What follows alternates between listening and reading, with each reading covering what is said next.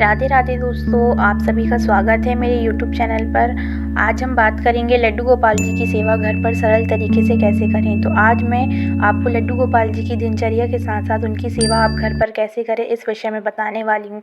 तो आपको सबसे पहले अपने लड्डू गोपाल जी को घंटियों की आवाज़ से या तालियाँ बजाते हुए उन्हें उठाना है। उठाने के समय आप उन्हें प्यार करें, जैसे हम किसी छोटे बच्चे को प्यार करते हैं उसी तरीके से आप लड्डू गोपाल जी को भी प्यार करेंगे। उसके पश्चात आप उन्हें उनके झूले पर बिठा देंगे। झूले में बैठाने के बाद आप उन्हें स्वच्छ जल और दूध चढ़ाएंगे, समर्पित करेंगे, पिलाएंगे। जैसे हम छोटे बच्चों को उठाते ही थोड़ा पानी पिलाते हैं, क्योंकि लड्डू गोपाल जी हमारे बाल स्वरूप हैं, तो उन्हें हमें ऐसा सेवा देना है जैसे वे एक बाल स्वरूप हों। और ये लड्डू गोपाल जी का बाल स्वरूप ही है जिसकी सेवा हम अपने घर पर करते हैं, जिसकी सेवा से घर में सुख शांति और समृद्धि और खुशहाली का माहौल हो जाता है। लड्डू गोपाल जी को दूध और जल समर्पित करने के बाद हम उनके स्नान की तैयारी करेंगे। स्नान के लिए हमें एक स्वच्छ पात्र और चंदन और जल और फूल की आवश्यकता होगी। आप जिस पात्र में लड्डू गोपाल जी को स्नान करा रहे हैं उस पात्र में आप स्वास्तिक का चिन्ह अवश्य बनाएं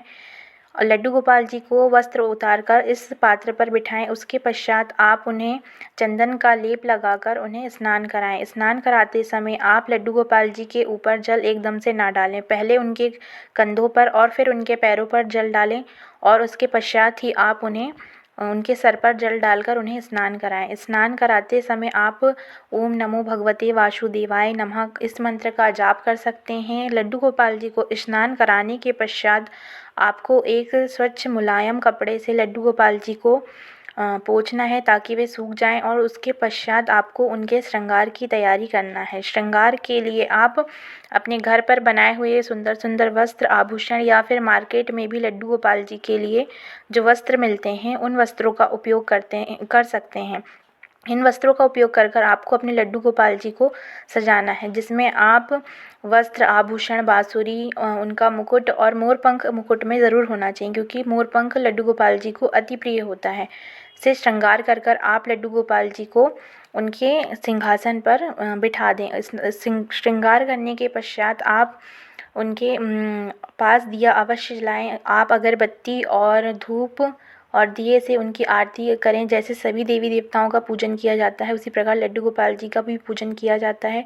उसके पश्चात आप भोग में मीठा दूध दही आदि से बने भोजन का प्रयोग करें। लड्डू गोपाल जी के भोग में प्याज लहसुन से बनी चीज़ों का इस्तेमाल ना करें, क्योंकि लड्डू गोपाल जी को सात्विक भोजन ही भोग में लगाया जाता है। इस भोग को आप लड्डू गोपाल जी के दाहिने तरफ रख दें और आप इसे 40 से 45 मिनट अवश्य रखे रहने दें। इसके पश्चात आप इसे उठाकर अपने भोग में भी शामिल कर सकते हैं। लड्डू गोपाल जी के स्नान के बाद जो जल निकलता है उसे आप तुलसी महारानी पर समर्पित करें और लड्डू गोपाल जी के भोग में तुलसी का भोग अवश्य लगाएं। तुलसी लड्डू गोपाल जी को अति प्रिय होती है, इसके बिना उनका भोग अधूरा माना जाता है। तो इनके भोग में आपको तुलसी का पत्ता अवश्य रखना होगा।